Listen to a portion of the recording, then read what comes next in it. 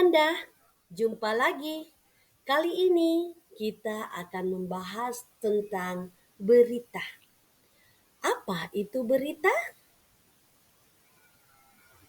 Berita adalah teks yang menyampaikan kabar atau informasi mengenai peristiwa faktual dan aktual kepada masyarakat.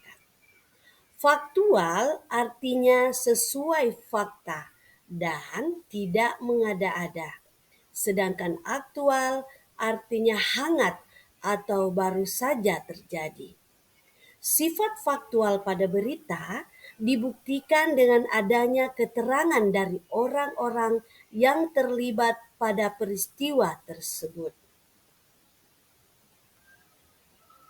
Tujuan adanya berita adalah untuk memberikan informasi terkini dan terpercaya untuk masyarakat.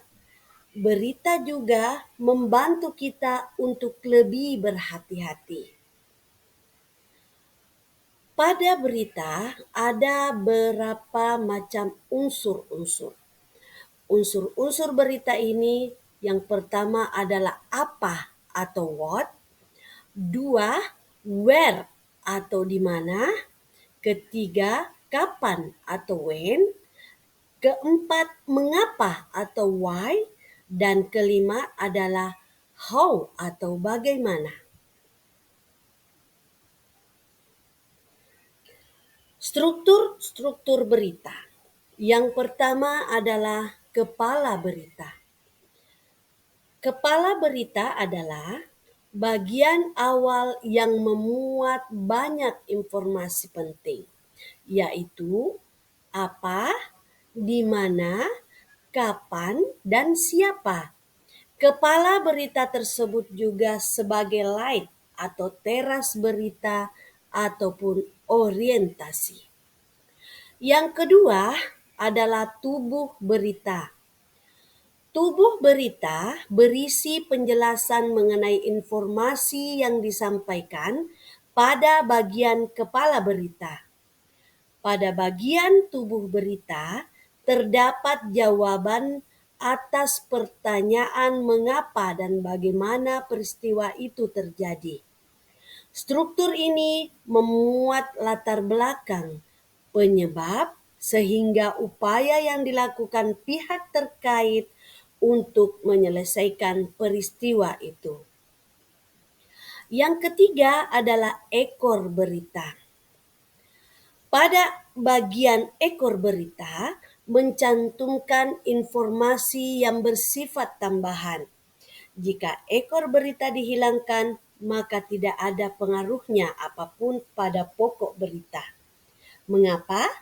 Sebab keenam unsur berita sudah dijelaskan dengan lengkap di bagian kepala dan tubuh berita.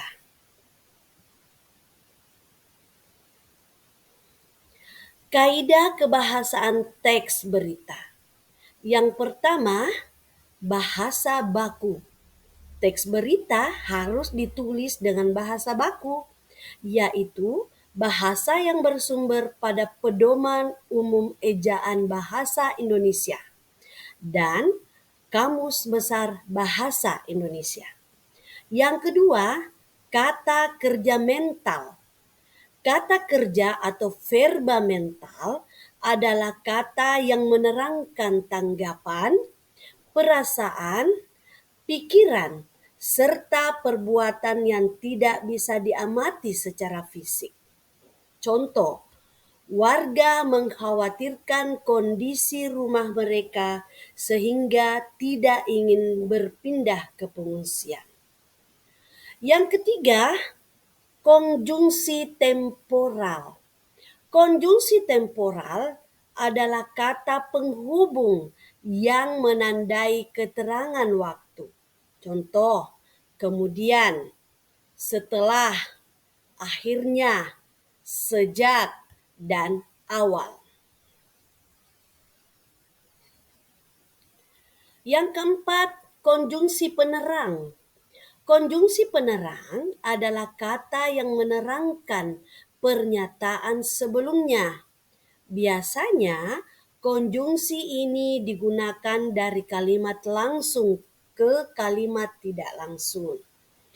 Contohnya, Kepala BNPB mengatakan bahwa pengungsi sudah dapat kembali ke rumah karena banjir telah surut.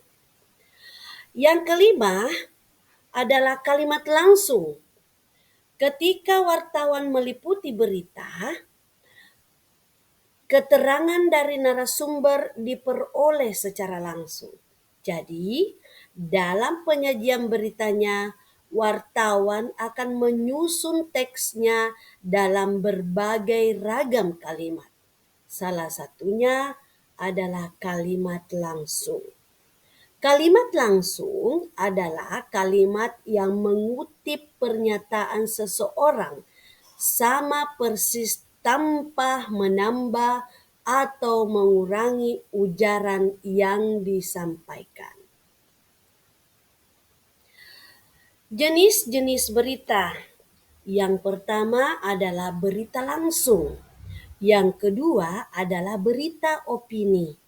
Yang ketiga, berita interpretatif. Berita interpretatif adalah berita yang mengembangkan melalui pendapat atau penilaian wartawan berdasarkan fakta yang ada. Yang keempat adalah berita mendalam. Berita mendalam adalah berita yang dikembangkan berdasarkan pendalaman dari suatu peristiwa. Yang kelima adalah berita investigasi. Berita ini adalah berita yang dikembangkan berdasarkan penyelidikan atau penelitian dari berbagai sumber yang ada. Oke Nanda, demikian pembahasan kita kali ini tentang berita. Sampai jumpa di materi kita yang lain. Dadah!